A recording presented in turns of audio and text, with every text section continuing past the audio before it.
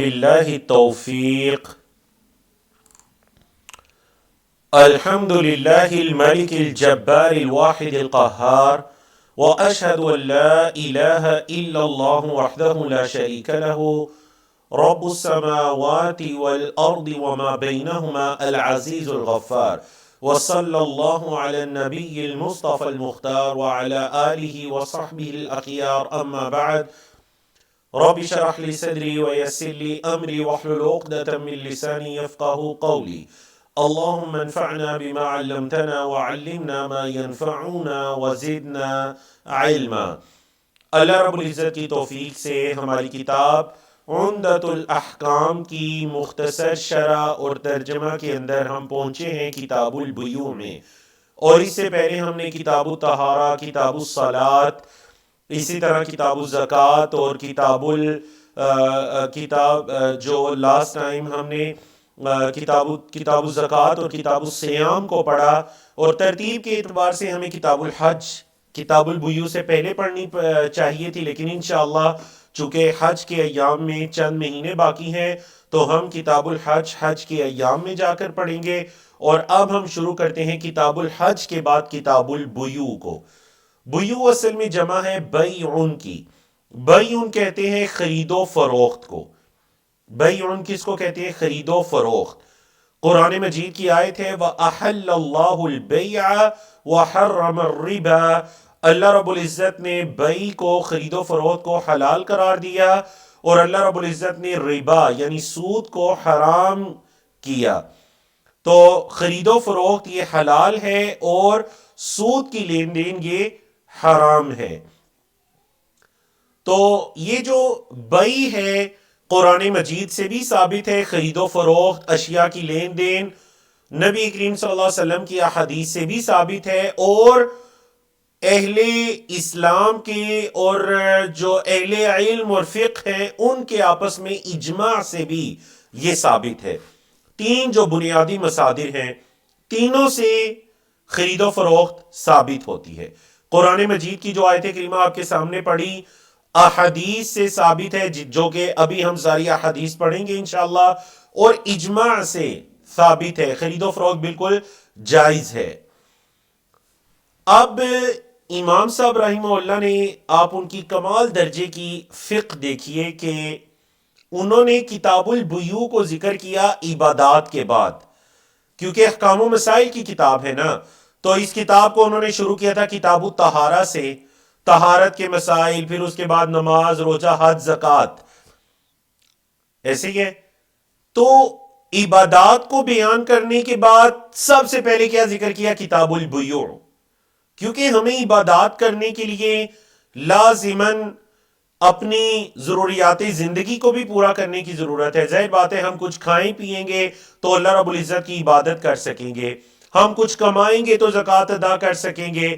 وہ جو ہم نے کمانا ہے کھانے پینے کے لیے یا حج کرنے کے لیے، زاد راہ کے لیے یا زکوٰۃ کی ادائیگی کے لیے، حتیٰ کہ اگر ہم نے نماز بھی پڑھنی ہے تو اس کے لیے پاک صاف لباس ضرورت ہے، تو لباس ہمیں خریدنا پڑے گا. اللہ اکبر. تو آپ کہہ سکتے ہیں کہ تمام عبادات جڑی ہوئی ہیں کس چیز کے ساتھ؟ خرید و فروخت کے ساتھ. ایسے ہی جی، خرید و فروخت کے ساتھ تمام عبادات جڑی ہوئی ہے. مطلب انسان جتنا وہ اپنی معیشت کے اندر، اور بلکہ اس کا اثر بھی تو ہے نا عبادات پر، جتنا وہ حلال کی پابندی کرنے والا ہوگا اتنا وہ عبادات کو اچھے طریقے سے ادا کرنے والا ہوگا. اور یاد رکھیے گا حرام انسان سے عبادات کی لذت کو چھین لیتی ہے. نہ فرضی عبادات کے اندر اس کا دل لگتا ہے، نہ نفلی عبادات کے اندر اس کا دل لگتا ہے. نبی کریم صلی اللہ علیہ وسلم نے وہ شخص کا ذکر کیا تھا نا کہ وہ بڑا لمبا سفر کرتا ہے. ثم ذکر الرجل یطیل السفر اشعث اغبر. اس کا جسم، اس کا لباس غبار آلود ہو چکا ہے سفر کی وجہ سے. یمد یدیہ الی السماء یا ربی یا ربی، اپنے ہاتھوں کو آسمان کی طرف اٹھائے ہوئے، اے میرے رب، اے میرے رب، میری دعا قبول کر، اے اللہ میری دعا قبول کر. نبی کریم صلی اللہ علیہ وسلم نے فرمایا وَمَطْعَمُهُ حَرَامٌ، وَمَشْرَبُهُ حَرَامٌ وَغُذِّيَ بِالْحَرَامِ، اس کا کھانا حرام، اس کا پینا حرام، اس کی غذا حرام، فَأَنَّا يُسْتَجَابُ لِذَلِكَ، تو اس کی دعا کو کیسے قبول کیا جائے؟ تو دعا کی قبولیت بھی رزق حلال کے ساتھ منسلک ہے۔ اللہ اکبر۔ اور علماء کرام نے باقاعدہ یہ مسائل کو بیان کیا۔ ایک انسان ہے جو قبضہ کی گئی جگہ پر نماز ادا کرتے ہیں، اس کی نماز درست نہیں ہے۔ ایک انسان ہے جو چوری کا لباس پہن کر نماز ادا کرتے ہیں، اس کی نماز درست نہیں ہے۔ تو خرید و فروخت جس کو اللہ نے جائز قرار دیا، حلال کیا، یہ اصل میں تمام عبادات کے لیے ممید اور معاون کی حیثیت رکھتی ہے۔ تو حدیث کی تقریباً تمام کتب کے اندر کتاب البیوع کے نام سے ایک کتاب باقاعدہ قائم ہے، جس کے اندر خرید و فروخت کے احکام و مسائل کو بیان کیا گیا۔ آپ چیز بیچیں تو کیسے بیچیں، آپ خریدیں تو کیسے خریدیں، کیا کیا چیزیں جائز ہیں اور کیا کیا چیزیں ناجائز ہیں۔ نمبر ایک۔ نمبر دو، دیکھیے اس کتاب کے اندر ظاہر بات ہے، اب یہ اس کتاب کے اندر خرید و فروخت کی وہ چیزیں بیان ہوں گی جو نبی کریم صلی اللہ علیہ وسلم کے زمانے میں پائی جاتی تھی۔ ہمارے اس زمانے کے اندر بیسیوں نہیں، سینکڑوں کی تعداد میں خرید و فروخت کے ایسے معاملات آ چکے ہیں جو اس سے پہلے کے زمانوں میں نہیں تھے۔ لیکن یہ یاد رکھیے گا، مطلب بعض اسکالرز حضرات کا یہ خیال ہے کہ دیکھیے آج جو خرید و فروخت کے سسٹم ہے، شریعت اسلامیہ کے اندر ان کا کوئی حل، کوئی سلوشن موجود ہی نہیں ہے۔ یہ بات بالکل درست نہیں ہے۔ خرید و فروخت کے جو طور طریقے ہیں شریعت اسلامیہ کے اندر، اگرچہ ان جدید طریقوں کا نام یا صورت نہ ہو، لیکن شریعت اسلامیہ کے اندر جو اصول بیان کیے گئے ہیں آج بھی نئے خرید و فروخت کے طریقوں کے لیے وہ اصول بنیاد ہیں اور ضابطہ ہیں۔ اور یہ بات ہم اس لیے نہیں کہہ رہے کہ ہم چونکہ مسلمان ہیں اور ہم تو ظاہر بات ہے بائزڈ ہو کر یہ بات کہیں گے، نہیں نہیں، بالکل آپ ان بائزڈ انسان بھی اگر کوئی ان احادیث کو پڑھے تو وہ اس نتیجے پر پہنچے گا کہ ان احادیث کے اندر جدید خرید و فروخت کے بھی اصول، جو قواعد ہیں، رولز ہیں، وہ ان احادیث کے اندر ہمیں ملتے ہیں یا قرآن مجید کی آیات کے اندر ہمیں ملتے ہیں۔ تو اس کتاب کے پڑھنے کے دوران انشاءاللہ ہماری کوشش ہوگی کہ ان احادیث کو دور جدید کے جو خرید و فروخت کے طور طریقے ہیں ان کے ساتھ جوڑا جائے، تاکہ آپ کو احادیث سمجھنے میں بھی آسانی رہے اور اس دور کے جو خرید و فروخت کے طور طریقے ہیں ان کو جاننے میں، ان کا حکم معلوم کرنے کے اندر بھی آسانی رہے۔ اس مختصر مقدمے کے بعد ہم چلتے ہیں اس کتاب کتاب البیوع کی پہلی حدیث کی طرف، جو کہ حضرت عبداللہ بن عمر رضی اللہ تعالیٰ عنہما کی روایت ہے۔ عن رسول اللہ صلی اللہ علیہ وسلم انہو قال، اللہ کے رسول صلی اللہ علیہ وسلم سے روایت کرتے ہیں کہ آپ صلی اللہ علیہ وسلم نے فرمایا، اذا تبایع الرجلان، جب دو آدمی خرید و فروخت کرتے ہیں، فَكُلُّ وَاحِدٍ مِّنْهُمَا بِالْخِيَارِ، تو ان میں سے ہر ایک کو اختیار ہے۔ پہلے ترجمہ سن لیجئے، ان میں سے ہر ایک کو اختیار ہے، مَا لَمْ يَتَفَرَّقَا، جب تک کہ وہ دونوں الگ الگ نہ ہو جائیں، وَكَانَا جَمِيعًا، اور وہ دونوں ایک ساتھ تھے، او یخیر احدہم الآخر، یا پھر ان میں سے ایک دوسرے کو اختیار دے، فتبایعا علی ذالک، تو وہ اس پر خرید و فروخت کر لیں، اس اختیار پر، فقد وجب البیع، تو بیع واجب ہو جاتی ہے۔ بولیے بیع کیا ہو جاتی ہے؟ واجب۔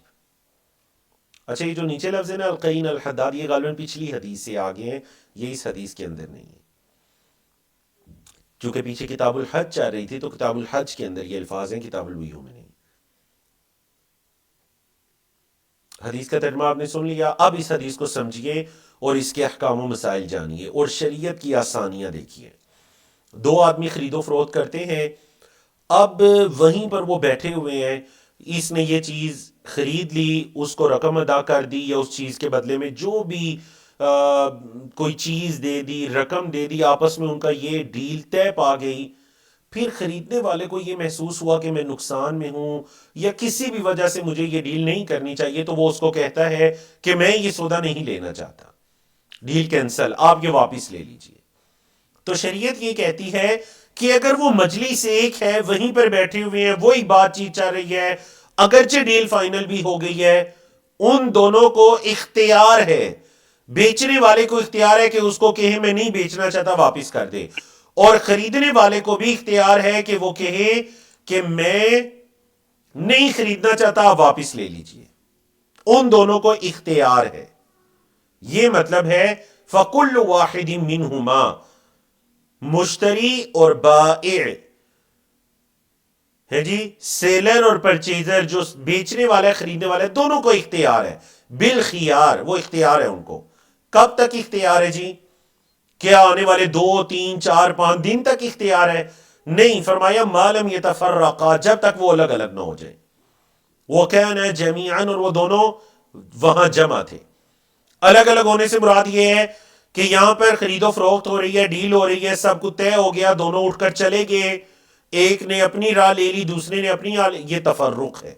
اب اگر وہ آ کر یہ کہتے ہیں کہ نہیں واپس لے لیجئے، میں نہیں لینا چاہ رہا، تو اس کے لیے جائز نہیں ہے. شریعت نے جو آپ کو ٹائم دیا تھا وہ ہو چکا. یہ پہلی صورت ہے. دوسری صورت، او یخیر احدہم الاخر، کہ ان میں سے ایک دوسرے کو اختیار دے دیتا ہے. کیا مطلب اختیار دے دیتے ہیں؟ مطلب وہ کوئی چیز آپس میں طے کر لیتے ہیں، یا یہ طے کر لیتے ہیں کہ واپس نہیں ہوگی، تو ٹھیک ہے، دونوں اس پر راضی ہیں. یا یہ طے کر لیتے ہیں کہ 3 دن کا ٹائم ہے آپ کے پاس، اس چیز کو چیک کر لیجئے، 3 دن کے اندر اگر واپس کرنا چاہیں تو کر دیں، تو ٹھیک ہے، اختیار ہے. سمجھا کہ نا؟ پہلی صورت یہ تھی کہ بس وہ مجلس. دوسری صورت یہ ہے کہ آپس میں خود سے کوئی چیز طے کر لیتے ہیں، آپس میں اتفاق کر لیتے ہیں، اور اس پر خرید و فروخت ہو جاتی ہے، تو خرید و فروخت واجب ہو گئی. اب وہ ہو گئی. انہوں نے ان کو دیا، کہا 1 گھنٹے کا ٹائم ہے، اس چیز کو چیک کر لیجئے. آپ کو پتہ ہے بعض اوقات آج کل جدید دور میں گاڑیوں کی سیل کے اندر یہ ہوتا ہے کہ آپ یہ گاڑی چابی لیجئے، چلائیے، چیک کیجئے، چکر لگا کر آ جائیے. یہ اختیار ہے. اگرچہ آپ دیکھیں وہ دونوں الگ الگ ہو رہے ہیں، لیکن ابھی اختیار ہے، وہ چیک کر لیں.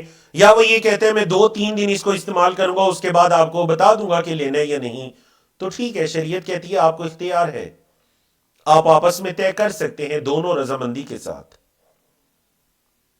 آپ نے دیکھا کتنی آسانی ہے شریعت میں. ان الدین یسر، دین آسانی کا نام ہے. یہ آسانی اصل میں اس لیے ہے کہ مسلمانوں کے آپس میں کوئی کسی قسم کا لڑائی جھگڑا، بغض، حسد اور کسی قسم کا اختلاف اور یہ چیزیں سامنے نہ آئیں. سمجھا گی نا آپ کو؟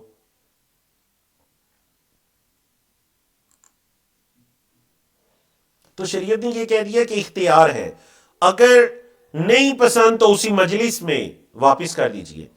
بعض فقہاء کرام نے یہ کہا، چونکہ اب بار بار مجلس بدلنا، خاص کر جو لوگ مارکیٹ میں بیٹھے ہوئے ہیں ان کے لیے ممکن تو نہیں ہے، تو مجلس کے بدلنے سے یہ مراد ہے، تفرق سے یہ مراد ہے کہ ان کی آپس میں مطلب ایک چیز خرید و فروخت کی، وہ بات ہو رہی ہے، پھر آپس میں لین دین ہو گیا، بات ختم ہو گئی، ڈیل فائنل ہو گئی، اس کے بعد کوئی دوسری بات شروع کر دیتے ہیں. تو دوسری بات کا شروع کرنا گویا کہ یہ مجلس کا بدلنا ہے. سمجھا کہ آپ کو؟ کیونکہ جدید دور کے اندر یہی ہوتا ہے. دکاندار ہے، گاہک ہے، دکاندار چیز دکھاتا ہے کھول کر کہ یہ دیکھیے، ٹھیک ہے، اور بعض اوقات یہ ہوتا ہے نا، وہ کوئی چیز فالٹ چھپا بھی لیتا ہے. اس کی حدیث آگے آ رہی ہے. یہ ہے کہ دکاندار نے وہ چیز دے دی، خریدنے والے نے وہ لے لی، اچھی طرح سے اپنی تسلی کر لی، اطمینان کر لیا، اس نے قیمت ادا کر دی، اس نے چیز اس کو دے دی، اور وہ اس بندے سے دوسرے بندے کی طرف متوجہ ہو کے اس کے ساتھ اس نے ڈیلنگ شروع کر دی. تو سمجھیے یہ مجلس ختم ہو گئی. ٹھیک ہے جی. اب ہم چلتے ہیں دوسری حدیث کی طرف. دوسری حدیث جس کی طرف میں نے ابھی اشارہ کیا کہ اگر ان دونوں میں سے کوئی اپنی چیز یا اپنی قیمت کی کسی عیب کو چھپا لیتا ہے. عن حکیم ابن حزام رضی اللہ عنہ قال قال رسول اللہ صلی اللہ علیہ وسلم، اللہ کے رسول صلی اللہ علیہ وسلم نے فرمایا البیعان بالخیار، خرید و فروخت کرنے والوں کو اختیار ہے. کب تک اختیار ہے؟ ما لم یتفرقا، جب تک وہ الگ الگ نہ ہو جائیں. او قال حتی یتفرقا، یا آپ صلی اللہ علیہ وسلم نے یہ فرمایا ما لم یتفرقا، یا یہ فرمایا حتی یتفرقا. فَإِن صَدَقَا، اگر ان دونوں نے سچ بولا، وَبَيَّنَا، اور ہر چیز کو واضح کر دیا، بُورِكَ لَهُمَا فِي بَيْعِهِمَا، تو ان دونوں کی خرید و فروخت میں برکت کو رکھ دیا جاتا ہے. وَإِن كَتَمَا، اور اگر ان دونوں نے چھپایا، وَكَذَبَا، اور جھوٹ بولا، مُحِقَتْ بَرَكَةُ بَيْعِهِمَا، ان دونوں کی خرید و فروخت کی برکت کو اٹھا لیا جاتا ہے. اللہ اکبر، کتنے پیارے اصول ہے شریعت کے. صدقہ و بینا، سچ بولا اور واضح کر دیا. بینا سے مراد ہے کہ اس چیز کے عیوب کو واضح کر دیا. اچھا دیکھیں، یہ تثنیہ کا صیغہ ہے، دو کے لیے، دونوں نے سچ بولنا ہے اور دونوں نے واضح کر دینا ہے. اگر تو ایسے ہوا تو برکت ہے، اگر تو ایسے ہوا تو برکت ہے. یعنی جس نے قیمت ادا کرنی ہے نا، اس کو بھی چاہیے کہ وہ پہلے واضح کر دے، اور جس نے چیز دینی ہے اسے بھی چاہیے کہ چیز کے عیوب کو واضح کر دے. بتائیے دور جدید میں یہ مسئلہ بہت زیادہ عام ہے یا نہیں؟ ابھی میں اس کتاب کی شرح کو پڑھ رہا تھا. سعودی عرب کے ایک عظیم عالم دین اور فقی شیخ صالح الفوزان حافظہ اللہ فرماتے ہیں، یہ جو کسی چیز کے اوپر ٹیگ لگا دیا جاتا ہے الاصلی، اور وہ اصلی ہوتی نہیں ہے، اوریجنل، اور وہ اوریجنل ہوتی نہیں ہے، کاپی ہوتی ہے، یہ بھی اسی حدیث کے ضمن میں آئے گا. انہوں نے جھوٹ بولا، یہ جھوٹ ہے. اگر وہ اصلی نہیں، اوریجنل نہیں، تو انہیں اس پر اوریجنل کا ٹیگ لگانے کا کوئی حق حاصل نہیں. شریعت یہ کہہ رہی ہے. اچھا دیکھیے، صرف یہاں پر دکاندار کو مورد الزام نہیں ٹھہرایا جائے گا کہ اس نے گاہک جو خریدنے والا ہے اس کا بھی کام بنتا ہے کہ وہ پہلے واضح کر دے. کیسے واضح کر دے؟ مثال کے طور پر دور جدید کے اندر پیمنٹ کے مختلف طریقے ہیں. ایسے ہی ہے جی، بعض جگہ پر آپ پیمنٹ کرتے ہیں کیش کی صورت میں، بعض جگہ پر آپ پیمنٹ کرتے ہیں آن لائن ٹرانزیکشن کی صورت میں، اے ٹی ایم کے ذریعے، اپنے ویزا کارڈ کے ذریعے. تو خریدنے والے کا بھی فرض بنتا ہے کہ اس ڈیل سے پہلے دکاندار کو بتا دیں کہ میرے پاس پیمنٹ کرنے کی یہ والی سہولت موجود ہے. واضح کرے، کیونکہ تسمیہ کا لفظ ہے بینا، وہ دونوں واضح کریں گے. صرف یہ نہیں کہ خریدنے والے ہی واضح کرے گا، سوری بیچنے والی واضح کرے، جو خرید رہے وہ بھی واضح کرے کہ میں قیمت ادا کیسے کروں گا. یہ نہیں کہ پہلے ماشاءاللہ کھانا کھا پی لیا، پیٹ بھر لیا، سیر ہو گئے، اور اس کے بعد کہنا شروع کر لیا پیسے تو نہیں ہیں، ہم تو آن لائن دیں گے. بعض ممالک ایسے ہیں کہ ان کے اندر تو سسٹم یہ ہو چکا ہے کہ آن لائن ہی پیمنٹ ہوتی ہے. تو ٹھیک ہے، یہ الگ بات ہے، وہاں پر ان بیچنے والوں کی یا اس ہوٹل یا اس دکاندار کی غلطی ہے کہ اس نے وہ سہولت کیوں نہیں رکھی جو پورے ملک کے اندر آئی جائے. لیکن کوئی ایسا ملک ہے کہ ہو بھی سکتی ہے، نہیں بھی ہو سکتی، تو پہلے پوچھ لے، واضح کر دے. اگر تو ایسے کیا تو پھر برکت ہے اللہ کی طرف سے، اور اگر چھپایا اور جھوٹ بولا، چیز کے عیب کو چھپا لیا، واضح نہیں کیا یا جھوٹ بولا، تو اس کی برکت کو اٹھا لیا جاتا ہے. اور ہمارے یہاں یاد رکھیے گا، اس جدید دور کے اندر یہ بہت زیادہ، مطلب خاص کر کہاں پر ہوتا ہے کہ ایک شخص جو ہے وہ ایک چیز بیچ رہے 1000 روپے کی، جب اس کو یہ کہا جاتا ہے کہ آپ اس کے اندر کچھ ڈسکاؤنٹ کیجئے، کچھ قیمت کم کیجئے، تو وہ کہہ دیتے ہیں مجھے تو 900 روپے کی پڑی. حالانکہ اس کو وہ چیز شاید 500 روپے کی پڑی ہو، لیکن اسے پتا ہے کہ اگر میں نے یہ کہہ دیا 900 تو پھر اس سے کم پر تو میں نہیں بیچوں گا، نہ وہ خریدے گا. یہ جھوٹ ہے. اگر اس نے 900 کی وہ نہیں خریدی. ایک مرتبہ ایک صاحب نے میرے سے پوچھا تو اس نے کہا کہ ممکن ہی نہیں کاروبار کرنا جھوٹ بولے بغیر. کیسے ممکن نہیں؟ انہوں نے کہا اگر ہم نے گاہک کو بتا دیا ہمیں 500 کی پڑی ہے تو وہ تو 550-600 سے اوپر کی نہیں لے گا. ٹھیک ہے، آپ دگنا منافع نہ کمائیے، آپ کا منافع کم ہو جائے گا لیکن وہ برکت والا ہوگا. انسان بڑا حریص ہے، وہ یہ چاہتا ہے کہ وہ ایک ہی مرتبہ سب کچھ سمیٹ لے. الہاکم التکاثر حتی زرتم المقابر. ایک دوسرے سے آگے بڑھے کثرت کے ساتھ. ایک ڈیل سے اگر وہ ₹1,00,000 کما سکتے ہیں تو انسان کی ہرس ہوگی کہ 10 لاکھ کمائے. اس ہرس کے اندر وہ یہ سمجھتے ہیں کہ اگر اسے چھوٹا موٹا جھوٹ بولنا پڑے تو کیا ہوا، جھوٹ بول دیتے ہیں. نعوذ باللہ من ذالک. نبی کریم صلی اللہ علیہ وسلم کیا فرما رہے ہیں؟ اگر اس نے ایسے کیا، چیز کے عیب کو چھپایا یا جھوٹ بولا، اس کی خرید و فروخت کی برکت کو اٹھا لیا جائے گا. اب یہاں پر یہ مسئلہ بھی سن لیجئے کہ اگر ان دونوں میں سے کسی ایک نے جھوٹ بولا تو صرف اس کی برکت کو اٹھایا جائے گا. دکاندار نے جھوٹ بول کر چیز بیچ دی تو خریدنے والے کے لیے برکت ہے کیونکہ اس نے کوئی جھوٹ نہیں بولا. ہاں، یہ جو بیچنے والا ہے اس کی برکت اٹھ گئی. تو ان دو حدیث کے اندر نبی کریم صلی اللہ علیہ وسلم نے قواعد بیان کیے، رولز بیان کیے کس بارے میں کہ کب تک اختیار ہے، کب تک خرید و فروخت کر سکتے ہو، چیز کے عیب کو بتانا چاہیے نہیں بتانا چاہیے، کیا بتانا چاہیے، اور اگر بتاؤ گے تو اجر کیا ہے، اللہ کی طرف سے برکت ہے، اور اگر نہیں بتاؤ گے تو بے برکتی ہے. دیکھ لیجیے آج ہر انسان یہ رونا روتا ہے جی برکت نہیں ہے، جی مہنگائی ہے، پتہ نہیں چلتا پیسے کہاں سے آ رہے ہیں کہاں جا رہے ہیں. اللہ اکبر. رزق حلال ہوگا تو تھوڑے کے اندر بھی بہت برکت ہو جائے گی. رزق حرام ہوگا تو بہت زیادہ کے اندر سے بھی برکت کو اٹھا لیا جائے گا.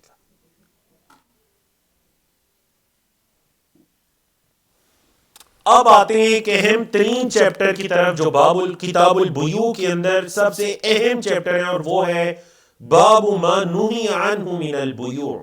بیوع کی وہ قسمیں جن سے منع کیا گیا ہے، خرید و فروخت کی وہ اقسام، وہ قسمیں جن سے منع کیا گیا ہے. وہ کون کون سی قسمیں ہیں جن سے منع کیا گیا ہے؟ باب ما نہی عنہ من البیوع.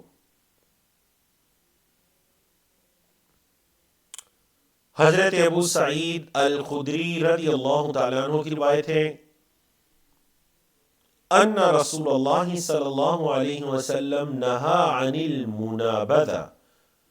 اللہ کے رسول صلی اللہ علیہ وسلم نے منابذہ سے منع فرمایا. یہ ابھی بھی حدیث آ رہی ہے، آگے چل کر بھی انہیں منابذہ کے ساتھ یہ ایک اور حدیث بھی آ رہی ہے. تو آپ توجہ کے ساتھ ان دونوں حدیث کو دیکھیے. منابذہ پہلے ہم ترجمہ کر لیتے ہیں اور اس کے بعد پھر شرح کی طرف آتے ہیں. آپ صلی اللہ علیہ وسلم نے منابذہ سے منع کیا، واہیہ، اور وہ یہ ہے طرح الرجل. منابذہ کیا ہے جی؟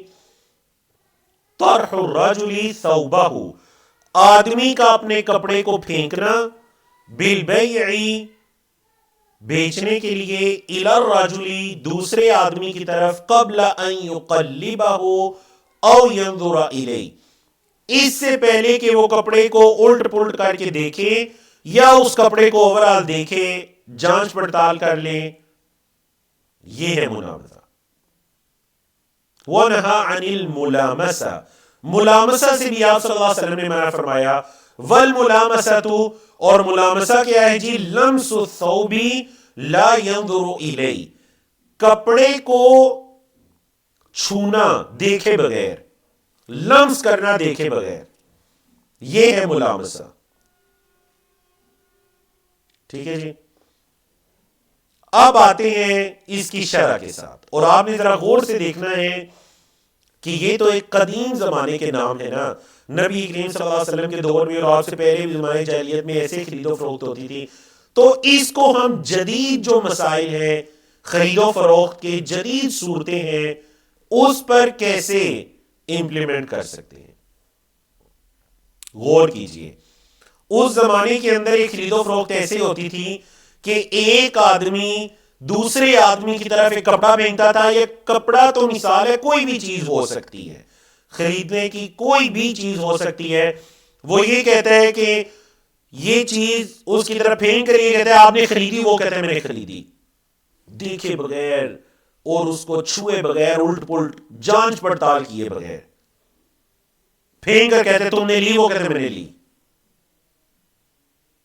کوئی چیز کے بارے میں نہیں پتا. اچھا ایک تو صورت یہ ہوتی ہے نا کہ خریدنے والے کو اچھی طرح سے اس چیز کے بارے میں پتا ہے, اس چیز کی جو مقدار ہے اس کے بارے میں اور اس کی کیفیت صورتحال ہر چیز کے بارے میں اس کو پتا ہے, کنفرم ہے یہ چیز ہے. لیکن ایک ہے مجہول, اس کو پتا ہی نہیں, صفات کا کچھ نہیں پتا کہ یہ چیز کیسی ہے کیسی نہیں ہے. ایک لاٹری کی صورت ہے کہ اگر اچھی نکل آئی تو میرے والے نہیں آ رہے, نہ نکلی تو ظاہر بات ہے دکاندار کے والے نہیں آ رہے اور میرا نقصان. اور اسی طرح ملامسہ, آنکھوں پر ہاتھ رکھ لیا جاتا یا کپڑا باندھ دیا جاتا, قیمت لے لی جاتی اور کہا جاتا کہ کسی ایک کپڑے کو چھو کر لے لو دیکھے بغیر. اب اگر اچھا نکلا تو تمہارا نصیب, اور اگر اچھا نہ نکلا تو پھر بھی تمہارا نصیب. سمجھے گی آپ کو دور جدید کی کیا صورت ہو سکتی ہے؟ دور جدید کی وہ چیزیں جن کو بغیر دیکھے جانچ پڑتال کیے لیا جاتا ہے, لاٹری کے طور پر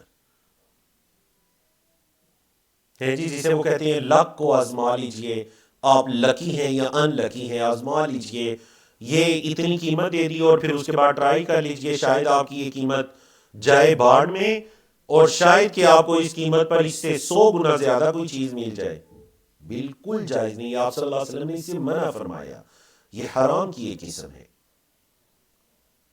ہمارے زمانے کے اندر پرائز بونڈ کی جو ایک صورت ہے کہ ایک نمبر ہر مہینے دے دیا جاتا ہے, روپے ادا کر کے کرنسی کے متبادل کچھ اوراق کو لے لیا جاتا ہے جنہیں پرائز بونڈ کہا جاتا ہے, اور پھر ہر مہینے اس کی ہر مہینے وہ کیا کہتے ہیں جی, اس کے وہ نمبرز آتے ہیں, ان نمبروں کو دیکھ کر آپ کا نمبر آیا یا نہیں آیا تو آپ کا یہ جو ورقہ ہے, یہ پرائز ہے, یہ آپ کا دگنی تگنی ہو جائے گی, اور اگر نہیں آیا تو یہ آپ کے پاس ایسے ہی پڑا رہے گا. بالکل جائز نہیں ہے. یا اکثر اوقات باہر سے کوئی ایسی چیز آتی ہے جو بالکل بند ہوتی ہے اور اس کو کھولنے کی اجازت نہیں ہوتی, اور کہا جاتا ہے قیمت ادا کیجئے, جو بھی اس کے اندر سے نکلا وہ آپ کا ہے. تو بعض اوقات قیمت ادا کر کے لے لی جاتی ہے, بعض اوقات بہت اچھا نکلتا ہے اور بعض اوقات بالکل نقصان ہو جاتا ہے. بتائیے دور جدید کی ایسی صورتیں ہیں, یعنی وہ سب اسی کے زمرے میں آئیں گی, منابدہ میں آئیں گی, ملامسہ میں آئیں گی کہ پتہ نہیں ہے اور خرید لی, نقصان ہو یا فائدہ. تو یہ جو چیزیں ہیں نا, دیکھیے یہ مسلمانوں کے آپس میں بغض کو, حسد کو, لڑائی جھگڑے کو پیدا کر سکتی ہیں. تو شریعت اسلامیہ نے ان سے منع فرما دیا. اگلی وہ بے کی قسم جس سے منع کیا گیا ہے, اللہ اکبر, اور یہ وہ جامع ترین حدیث ہے جس کے اندر 5 صورتوں کو بیان کیا گیا. بولے جس کے اندر کس کو بیان کیا گیا؟ 5 صورتوں کو بیان کیا گیا. یہ عبدالقیوم صاحب ایک بڑا اچھا سوال پوچھ رہے ہیں, میرا خیال ہے کہ میں یہیں پر اس کو واضح کر دوں. نہیں سوری, میں آپ کا سوال سمجھا نہیں عبدالقیوم, میں آپ کا سوال سمجھا نہیں. آپ میں سمجھا کہ شاید یہ جو بیچ میں لائنیں لگی ہوئی ہیں آپ اس کا پوچھ رہے ہیں. کیا آپ اس کا پوچھ رہے ہیں متن میں؟ ہاں یہ اسی کا پوچھ رہے ہیں نا آپ؟ جی ہاں, بارک اللہ فیک, بالکل ٹھیک ہے. اس چیز کو سمجھ لیجئے. دیکھیں بڑا اچھا انہوں نے سوال پوچھا, جو دوسری لائن میں منابدہ کے بعد نہیں لگا ہوا, ایک لائن لگی ہوئی ہے منابدہ, اور پھر ینظر الیہ تک لائن لگی ہوئی ہے, اور پھر آگے ملامسہ سے لے کر آخر تک لگی ہوئی ہے. اس کا مطلب حدیث کے دوران یہ ہوتا ہے کہ یہ نبی کریم صلی اللہ علیہ وسلم کا کلام نہیں ہے. مجھے خود سے بتانا چاہیے تھا لیکن شاید میں پہلے ذکر کر چکا ہوں, اس وجہ سے یہاں میرا دھیان نہیں گیا. تو اس لائن کا یہ مطلب ہے کہ یہ جو واہیہ سے شروع ہو رہے ہیں یہ نبی کریم صلی اللہ علیہ وسلم نے اشارہ نہیں فرمائی. تو پھر آپ صلی اللہ علیہ وسلم کی حدیث کیا ہے؟ حدیث سن لیجئے، ان رسول اللہ صلی اللہ علیہ وسلم نہا عن المنابذہ ونہا عن الملامسہ، یہ حدیث ہے. اور یہ جو ہے نا یہ صحابی کی یا بعد والے روات میں سے کسی کی شرح ہے کہ وہ بتا رہے ہیں منابذہ کیا ہے، وَهِيَ طَرْحُ الرَّجُلِ ثَوْبَهُ بِالْبَيْءِ إِلَى الرَّجُلِ قَبْلَ أَن يُقَلِّبَهُ أَوْ يَنْظُرَ إِلَيْهِ، یہ یا واہیہ سے لے کر الی تک یہ شرح ہے. منابذہ کی تعریف بیان کی جا رہی ہے جو کہ آپ صلی اللہ علیہ وسلم نے بیان نہیں کی. اور اسی طرح والملامسۃ لمس الثوب لا ينظر إليه، یہ ملامسہ کی تعریف بیان کی جا رہی ہے جو آپ صلی اللہ علیہ وسلم نے بیان نہیں کی. تو اس سے ہمیں یہ پتہ چلتا ہے کہ محدثین کرام نے کتنی احتیاط کی کہ نبی کریم صلی اللہ علیہ وسلم کی الفاظ جو آپ صلی اللہ علیہ وسلم کی حدیث کے الفاظ نہیں ہیں ان کو الگ سے شو کر دیا. سمجھا کیجیے. دوسرا سوال جو یہاں پر پوچھا گیا، آن لائن شاپنگ کے بارے میں. آن لائن شاپنگ کا کیا حکم ہے؟ تو یہی حکم ہے. دیکھیں میں نے ایک اشارہ کر بھی دیا تھا بیچ میں کہ اگر وہ آن لائن جو چیز آپ بیان کر رہے ہیں اس کی جو مواصفات ہیں نا، اس کی جو کوالٹیز ہیں وہ ساری درج ہیں کہ یہ جس طرح آپ کوئی موبائل خریدتے ہیں تو اس کی اے ٹو زیڈ اس کی ساری چیزیں مینشن ہوتی ہیں، لکھی ہوئی ہیں. اگر تو وہ بالکل واضح ہے اور ساری چیزیں لکھی ہوئی ہیں تو خریدنے میں کوئی حرج نہیں ہے. لیکن اگر وہ ایسے ہے کہ آپ کو پتہ ہی نہیں کہ بیچ سے نکلے گا کیا، مثلا یہ ڈبہ ہے، اتنی قیمت ادا کر کے لے لیجئے، یا اس میں سے آئی فون نکلے گا یا اس میں سے سیمسنگ کا کوئی عام سا فون نکلے گا یا اس کے اندر کوئی اس سے بھی نکلے گا کیا گزرا، یہ جائز نہیں ہے. سمجھا کہ نا آپ کو؟ اگر مواصفات چیز کی واضح ہے، بالکل ہر چیز شو ہے، واضح ہے، خریدنے والے کو پتہ ہے کہ میں کیا خرید رہا ہوں، تو پھر خریدنے میں کوئی حرج نہیں ہے، چاہے آن لائن شاپنگ کے ذریعے. چلیے جی، یہ جو حدیث ہے نا بڑی پیاری حدیث حضرت ابو ہریرہ رضی اللہ عنہ کی. اچھا، اس کے اندر 5 چیزوں سے آپ صلی اللہ علیہ وسلم نے منع فرمایا. کتنی چیزوں سے منع فرمایا؟ 5 چیزوں سے. آپ ذرا دیکھیے یہ 5 چیزیں کون سی ہیں. اس زمانے کے اندر یہ سارے کام ہوتے تھے، آپ صلی اللہ علیہ وسلم نے اسی وجہ سے تو منع فرمایا. ان رسول اللہ صلی اللہ علیہ وسلم قال لا تلقر رکبان. پہلے ترجمہ سن لیجئے. قافلوں کو نہ جا کر ملو. ولا يبيع بعضكم على بيع بعض، اور تم میں سے کوئی ایک کسی کی بیع کے اوپر بیع نہ کرے. نمبر 3 ولا تناجشوا، قیمتیں بڑھانے کے لیے مقابلہ بازی نہ کرو. یہ 3 ہوگی. نمبر 4 ولا يبيع حاضر لباد، شہری دیہاتی کے لیے نہ خریدے یا نہ بیچے. شرح آ رہی ہے. نمبر 5 لا ولا تسر الغنم، بکریوں کے دودھ کو روکو مت. بکریوں کے دودھ کو روکو مت. ومن ابتاعها، اور جس نے اس کو خرید لیا، فهو بخير النظرين، تو اس کو 2 میں سے ایک آپشن ہے اس کے پاس. بعد ان يحلبها، اس کے بعد کہ اس نے دودھ دو لیا، بکری کا دودھ نکال لیا. ان راضیها امسکها، اگر وہ اس پہ راضی ہے تو اس کو رکھ لے اپنے پاس. وان سخطها، اور اگر وہ ناراض ہے، ردها، تو اس بکری کو واپس کرے. وصاع من تمر، اور ساتھ کھجور کا ایک ٹوکرا بھی واپس کرے. وفی لفظ، اور حدیث کے ایک لفظ یہ ہے وَهُوَ بِالْخِيَارِ ثَلَاثًا، کہ وہ اس کو اختیار ہے. بولے اس شخص کو کیا ہے؟ اختیار ہے.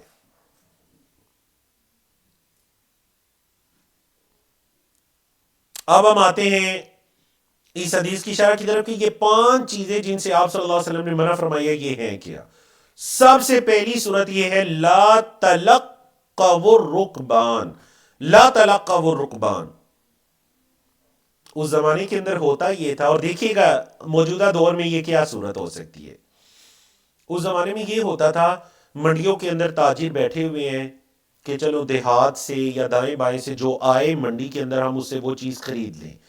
اب ہوتا اس طرح تھا، پتہ چلا کہ جی ایک قافلہ آ رہا ہے سامان تجارت لے کر، تو کچھ لوگ اٹھے، منڈی سے اٹھے اور جا کر اس قافلے کے راستے میں جا کر ان سے وہ جو جو سامان تجارت لا رہے ہیں نا، وہیں ان سے وہ خریدنا شروع کر دیا۔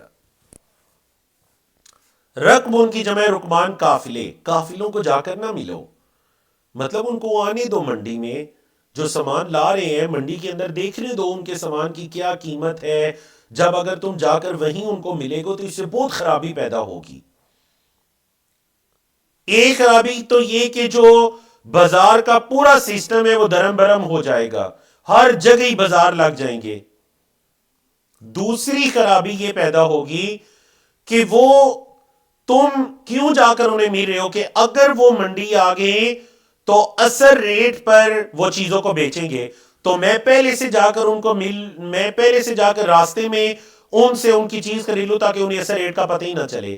اچھا وہ جب پھر منڈی آئیں گے انہیں ایسا ریٹ پتا چلے گا تو پھر کیا ہوگا؟ پھر آپس میں لڑائی جھگڑا ہوگا، وہ یہ کہیں گے میری چیز واپس کرو، منڈی میں تو یہ اتنے کی بک رہی ہے اور تم نے راستے میں میرے سے سستی خرید لی ہے۔ سمجھائیے آپ کو صورت کی؟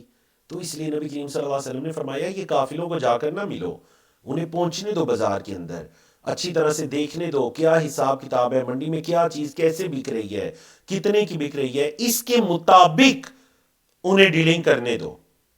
تم جا کر پہلے ملو گے، لالچ میں سستی ان سے چیزیں خریدنا شروع کر دو گے جس طرح کے زمانے جاہلیت میں ہوتا تھا، پھر جب انہیں ایسا ریٹ پتا چلے گا پھر آپس میں تمہارے اختلافات ہوں گے۔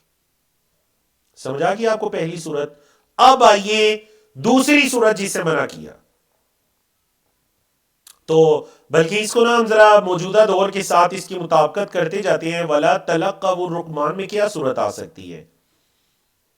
کیا صورت آ سکتی ہے؟ اس میں وہ صورت آ سکتی ہے کہ ایک شخص ایک چیز کا مالک ہے اور اس کو بھی اپنی چیز کے بارے میں نہیں پتا کہ میری چیز کتنے کی ہے کتنے کی نہیں ہے، اور کوئی شخص تیز بنتا ہے اور جا کر دھوکہ دہی کے ساتھ اس سے وہ چیز خرید لیتا ہے۔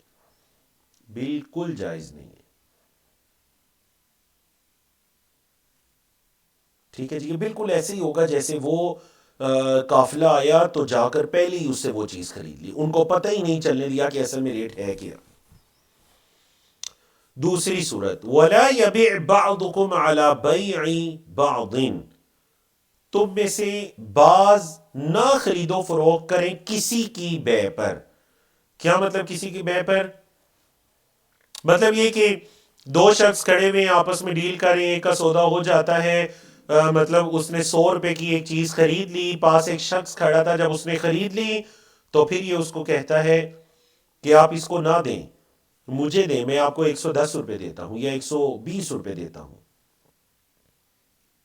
بالکل جائز نہیں ہے۔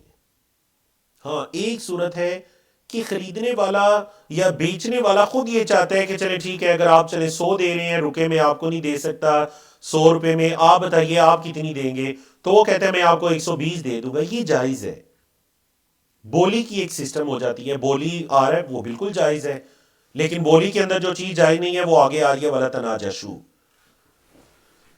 ٹھیک ہے، لیکن ایک یہ ہے کہ بولی نہیں لگ رہی، کوئی سودا ہو چکا یا بالکل فائنل ہونے کے قریب ہے، کوئی آ کر بیچ میں اپنا ہی ریٹ دے دیتا ہے، یہ مطلب ہے کسی کی بات پر بات نہ کرو، پہلے ہونے دو، ان کا آپس میں ڈیلنگ ہونے دو، یا یہ بیچ دے یا وہ لے لے، اس کے بعد تم بات کرو۔ ہاں اگر وہ کہتے ہیں میں 100 روپے کی ہی دوں گا، یہ کہتے ہیں میں 100 کی نہیں خرید سکتا، پھر وہ کہتے ہیں چلیں ٹھیک ہے اگر یہ نہیں خرید سکتا تو میں 110 کی لے لیتا ہوں، یہ جائز ہے۔ لیکن وہ کہتے ہیں ٹھیک ہے 100 روپے کی آپ دے رہے ہیں، ٹھیک ہے میں آپ سے خریدتا ہوں 100 روپے کی، اور یہ ساتھ سے کہتے ہیں نہیں میں 110 دے دیتا ہوں، اب کیا ہوگا؟ فوراً اس کے دل میں اس کے بارے میں نفرت آ جائے گی، لڑائی جھگڑا ہو سکتا ہے، اختلاف آ جائے گا کہ جب میں 100 روپے میں اپنا ریٹ بنا رہا تھا تو کیوں آپ نے 110 لگایا۔ یہ تو میں مثال دے رہا ہوں نا، اس کی دیکھیں کتنی صورتیں ہو سکتی ہیں۔ نمبر 3 جس سے منع فرمایا وہ ہے وَلَا تَنَاجَشُوا۔ وَلَا تَنَاجَشُوا، نجش کیا ہوتا ہے جی؟ نجش یہ ہوتا ہے کہ ایک دوسرے کی ضد کے اندر آ کر قیمتوں کو بڑھانا، ایک دوسرے کی ضد میں، اس کی دو صورتیں ہو سکتی ہیں، یا تو ایک دوسرے کی ضد میں قیمتوں کو بڑھایا گیا، یا پھر دھوکے سے قیمتوں کو بڑھایا گیا. آپ کو پتہ ہے بعض اوقات بولی کے اندر ایسے ہوتے ہیں کہ مطلب ایک شخص ہے جو چیز لینا بھی چاہ رہا ہے، وہ یہ کہتا ہے میں یہ چیز 10,000 روپے کی لوں گا. اب ایک شخص ہے جس نے لینی شینی کوئی نہیں، بس وہ اس چیز کا ریٹ بڑھانا چاہتا ہے، تو وہ آگے سے کہہ دیتے ہیں بھئی میں 10,500 روپے کی لوں گا، 10,500 کی لوں گا. لینی اس نے نہیں ہے، بس یہ چاہتے ہیں کہ اس چیز کا ریٹ 10,000 سے 11,000 روپے پہ لے کے جائے. تو ظاہر بات ہے جس نے 10,000 لگائے، اگر اس نے واقعات لینی ہے تو وہ کہے گا یہ 10,500 دے رہا ہے تو میں 10 کی بجائے 11 دوں گا. تو کیا ہوا؟ اس نے لینی نہیں تھی جس نے 10,500 کا، بس ریٹ بڑھانے کے لیے اس نے بولی لگائی، شاید کہ یہ انہی کا بندہ ہوگا جو بیچ رہی ہے. یہ بالکل جائز نہیں ہے. اور آپ کو پتہ ہے کہ مطلب اگر آپ میں سے کوئی منڈی جو آج کی موجودہ منڈیاں بھی ہیں، یہ جو میں اور آپ سبزی فروٹ استعمال کرتے ہیں شہروں کے اندر، آج کی موجودہ منڈیوں میں بھی یہ ساری چیزیں ہوتی ہیں. باقاعدہ صرف ایک مرتبہ ان بولیوں کو دیکھنے کے لیے اور منڈیوں کے سسٹم کو سمجھنے کے لیے باقاعدہ ہم 3 لوگ منڈی کے اندر گئے اور وہاں ایک ایکسپرٹ کے ساتھ آدھا دن گزار کر ہم نے یہ چیزیں سیکھی سمجھی. پھر آپ کو جا کر پتا چلتا ہے، مطلب ابھی شاید ہمیں یہ لگ رہا ہے کہ یار یہ کیسے ہو سکتا ہے یا یہ کون سی صورت ہے. اگر آپ وہ منڈی جہاں پر دیہاتوں سے فروٹ سبزی کی گاڑیاں آ رہی ہیں بک رہی ہیں، ہمیں تو وہ مارکیٹ کے اندر لگا ہوا ملتا ہے نا، لیکن اگر آپ اس منڈی میں جا کر دیکھیں جہاں پر یہ خرید و فروخت ہوتا ہے تو یہ ساری چیزیں کچھ حلال کچھ حرام آپ کو دکھائی دیں گی. نمبر 4، وَلَا يَبِعْ حَاضِرٌ لِبَادٍ. حاضرون کہتے ہیں شہری، بادن کہتے ہیں دیہاتی. شہری دیہاتی سے نہ خریدے. کیا مطلب؟ یہ وہی ہے طلق و رقبان کی ایک صورت کہ وہ دیہاتی آ رہا ہے، اس دیہاتی کو جاننے دیجئے کہ مارکیٹ کا کیا ریٹ ہے، اس سے نہ مطلب مارکیٹ پہنچنے سے پہلے یا اس کو دھوکے کے اندر رکھ کر اسے وہ چیز شہری تیز بن کر نہ خریدے. اور 5ویں اور آخری صورت، وَلَا تُسَرُّ الْغَنَمَ. آخری صورت کیا ہے؟ وَلَا تُسَرُّ الْغَنَمَ. اچھا یہ بھی اس دور کے اندر ہوتا تھا اور یقین جانیے کہ یہ آج بھی ہوتا ہے. آج بھی جو جانوروں کی منڈیاں ہیں نا اس کے اندر یہ والا دھوکہ دہی عام ہے. کیا ہے یہ؟ سمجھیے. یہ ہے کہ مطلب آپ کسی نے اپنی بھینس اپنی گائے اپنی بکری فروخت کرنی ہے، صبح اگر اس نے بیچنی ہے تو وہ رات سے بلکہ پچھلے دن سے اس کو دھونا چھوڑ دے گا، اس کا دودھ نکالنا چھوڑ دے گا تاکہ اس کے تھنوں میں اچھا دودھ جمع ہو جائے. اب جب وہ مارکیٹ میں جائے گا لے کر، منڈی میں جائے گا لے کر، تو ہر کوئی دیکھے گا یار جانور ماشاءاللہ اتنا اچھا دودھ، ہر کوئی اس کو خریدنے کی حرص کرے گا. آپ جب خرید کر گھر لے کر گیا، جا کر دودھ دویا، بڑا اچھا دودھ نکلا، اگلا ٹائم جب آیا تو اس کے تھنوں میں دودھ ہی کوئی نہیں یا بہت کم مقدار کے اندر ہے. تو یہ کیا پتا چلا کہ وہ جو منڈی میں دودھ نظر آ رہا تھا وہ اصل میں اس کا پچھلے 1-2 دنوں کا رکا ہوا تھا. سمجھائیے آپ کو یہ صورت؟ آپ میں سے کسی نے منڈی کے اندر یہ صورت دیکھی؟ باقاعدہ یہ ہوتی ہے اس دور کے اندر بھی. اب حدیث کے اندر اس کا حل بھی بتایا جا رہا ہے کہ اگر ایک شخص نے ایسا جانور خرید لیا، چاہے بکری ہے، اونٹ ہے، مطلب اونٹنی ہے یا گائے ہے، بھینس ہے، اگر ایسا جانور کسی نے خرید لیا تو حدیث کے اندر اس کا حل بتایا جا رہا ہے. آپ صلی اللہ علیہ وسلم نے فرمایا اس کو 2 میں سے ایک اختیار ہے، بخیر النظرین، 2 میں سے جو بہتر ہے نا وہ اس آپشن کو سلیکٹ کر لے. کون سے 2 آپشن جی؟ نمبر 1، اچھا یہ کب ہے؟ جب دودھ دو لیا. اگر تو پہلے ہی پتا چل گیا تو وہ واپس کرے کیونکہ دھوکہ ہے اگر کرنا چاہ رہے. اب اگر اس نے دودھ دو لیا جانور کا، اور ظاہر بات ہے وہ 2-3 دن کا دودھ تھا، اس کو استعمال بھی کر لیا، اس دودھ کی بھی ایک قیمت ہے. اب اس کو یہ پتا چلا اگلے ٹائم جب اتنا دودھ نہیں دھویا گیا تو اس کو پتا چلا کہ یہ تو دھوکا ہو گیا. آپ صلی اللہ علیہ وسلم نے فرمایا ان راضی ہمسا کہا, اگر تو وہ راضی ہے اس پہ تو اس کو رکھ لے, روک لے. وَإِن سَخِطَهَا, اور اگر وہ راضی نہیں ہے, غصے ہے کہ یہ کیا ہوا, رَدَّهَا, تو پھر اس جانور کو واپس کر دے. اب جب جانور کو واپس کرے گا تو وہ جو دودھ استعمال کر چکا ہے اس کا کیا بنے گا؟ فرمایا وَصَاعًا مِّن تَمْرٍ, 7 کھجور کا ایک ٹوکرا بھی واپس کرے گا. وہ اس دودھ کے بدلے میں ہے جو اس نے دوہا. دودھ چاہے کم ہے زیادہ ہے, وہ اتنی کھجوریں ساتھ دے دے تو اس سے اس دودھ کا ازالہ ہو جائے گا. بعض فقہاء کرام نے یہ کہا چکے اس دور کے اندر باقاعدہ دودھ کی پیمائش اور لیٹر کا پیمانہ اور اس کے علاوہ نقدی قیمت اور یہ ساری چیزیں ہوتی ہیں. اس دور کے اندر یہ چیزیں اکثر نہیں ہوتی تھیں. تو اگر اس دور کے اندر وہ جانور اور اس کا دودھ جو اس نے استعمال کیا اس کی قیمت واپس کرتا ہے تو یہ ٹھیک ہے. سمجھا کہ نا آپ کو ان 4 چیزوں کی, 5 چیزوں کی. تو یہ حدیث کے اندر 5 چیزوں سے آپ صلی اللہ علیہ وسلم نے منع کیا, کیونکہ ہم جو چیپٹر پڑھے ہیں وہ ہے باب ما نہی عنہ من البیوع, جن خرید و فروخت کی قسموں سے منع کیا گیا ہے. کھجور کتنی دینی ہے؟ کھجور ایک ٹوکرا دینی ہے. صاع, ہم پڑھ چکے ہیں نا صاع کے بارے میں. صاع ایک پیمانہ تھا, جس طرح ہمارے یہاں لیٹر کا پیمانہ ہوتا ہے نا, نبی کریم صلی اللہ علیہ وسلم کے زمانے میں صاع ایک پیمانہ تھا. صاع ایک پیمانہ تھا تقریباً جس کا وزن جو ہے نا وہ تقریباً 2 سے 2.5 کلو کے درمیان ہے. اتنی کھجوریں اس نے ساتھ واپس کرنی ہے. اچھا جی, اب ایک سوال اور ہوا کہ آڑتی سسٹم کیا جائز ہے؟ آڑتی سسٹم آپ کو پتہ ہے مارکیٹوں کے اندر, منڈیوں کے اندر خاص کر آڑتی ہوتے ہیں, تو یہ جائز ہے, لیکن کس صورت کے اندر کہ ان چیزوں سے بچا جائے. یہ نہ ہو کہ وہ آڑتی جا کر دیہاتیوں سے راستے میں چیزیں خرید رہے ہیں یا ان کے گاؤں میں ہی ان سے ڈیلنگ کر رہے ہیں, ان کو منڈی آنے ہی نہیں دے رہے, ان کو دھوکے میں رکھا ہوا ہے. اور اکثر آج کل کے ہمارے زمانوں میں ایسے ہوتا ہے, فون پر ہی ساری باتیں ہو جاتی ہیں.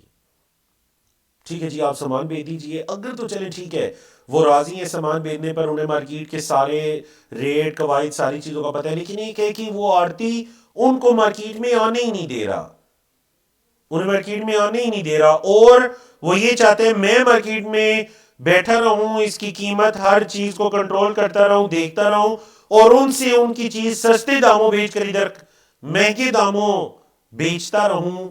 یہ بالکل جائز نہیں. سمجھ آ گئی آپ کو؟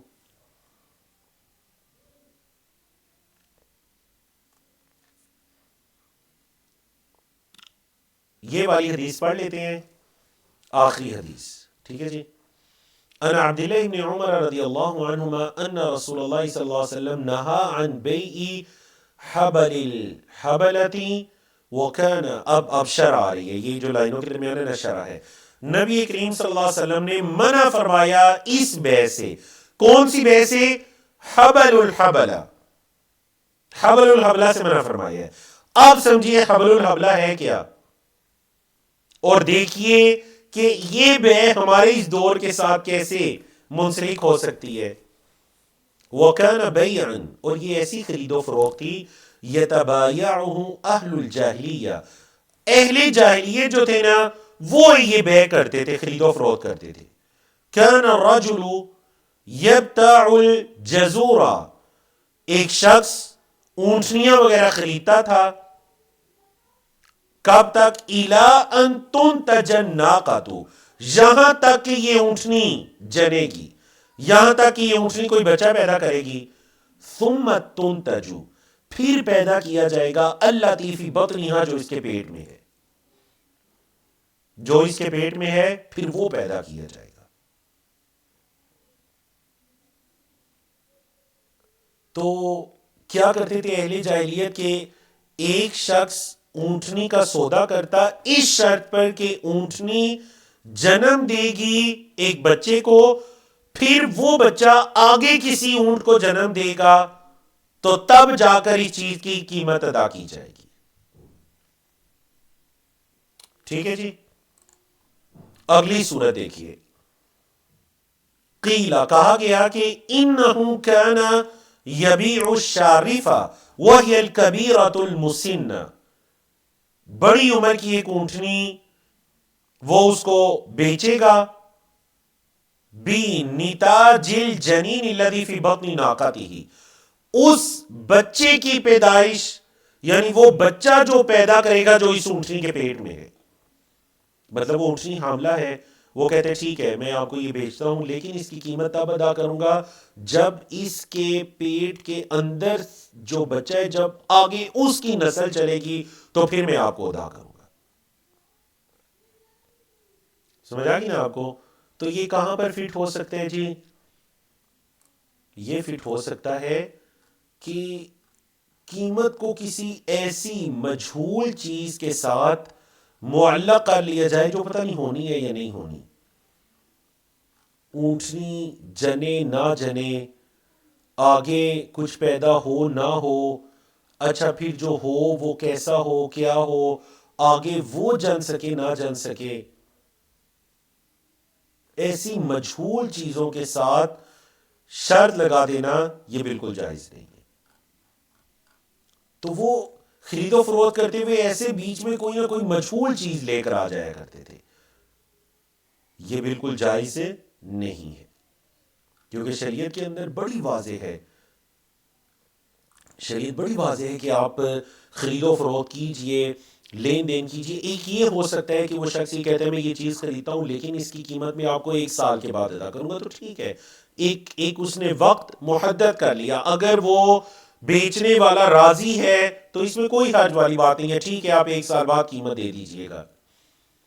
لیکن اگر وہ یہ کہتے ہیں کہ دیکھیں میں آپ کو قیمت تب دوں گا جب فلاں واقعہ رونما پذیر ہوگا، اب پتہ نہیں وہ ہوگا بھی یا نہیں ہوگا، اونٹنی کے پیٹ میں جو ہے وہ پیدا ہوگا، پھر آگے اس کی نسل آئے گی، تب تک پتہ نہیں میں اور آپ رہیں گے نہیں رہیں گے، پھر پتہ نہیں یہ اونٹنی بھی زندہ رہے نہ رہے، یہ کچھ جنے نہ جنے، جنے تو وہ مرا ہوا بچہ جانے تو پھر کیا ہوگا، پھر اختلافات لڑائیاں جھگڑے، تو شریعت نے منع فرما دیا۔ ٹھیک ہے جی، چلیے جی، بارک اللہ فیکم۔ الحمدللہ آج ہم نے کل صرف 5 احادیث کو پڑھا، اس وجہ سے کہ کچھ یہ شرح طلب احادیث بھی ہیں، اللہ رب العزت قبول و منظور فرمائے، اور انشاءاللہ آنے والے ہفتے میں یہی کتاب البیوع جاری و ساری رہے گی، اور بڑے خوبصورت خوبصورت مسائل اس کے اندر آئیں گے، جن چیزوں سے مجھے آپ کو بچنا چاہیے، ان کے بارے میں علم حاصل کرنا چاہیے۔ دیکھیے آگے مسئلہ آ رہا ہے کہ اگر کوئی کتوں کی خرید و فروخت کرتا ہے اس کا کیا حکم ہے، اور دیگر اسی طرح مسائل آ رہے ہیں، انشاءاللہ العزیز اللہ کی توفیق سے 1 بائی 1 ان کو بیان کیا جائے گا انشاءاللہ۔ یا پھر یہ بڑا اہم ترین مسئلہ ہے کہ ابھی پھل جو ہے وہ درخت کے اوپر ہے، اور اکثر ہمارے ایسا ہوتا ہے کہ پھل ابھی سیزن سے بھی پہلے پھل بک چکا ہوتا ہے، کیا یہ جائز ہے یا نہیں جائز، یہ بھی انشاءاللہ ہم ڈسکس کریں گے۔ ہاں جی، درختوں کا فصل ابھی لگنے سے پہلے، بالکل، یہ انشاءاللہ اگلے ہفتے کی حدیث نمبر 256 آ جائے گی، تو انشاءاللہ وہاں پر جا کر اس موضوع کے بارے میں ہم پڑھیں گے۔ ابھی ہم پہنچے حدیث 252 تک، تو اقول قولی ھذا استغفر اللہ لی ولکم ولسائر المسلمین من کل ذنب، وصلی اللہ تعالی علی نبینا محمد وعلی آلہ وصحبہ اجمعین۔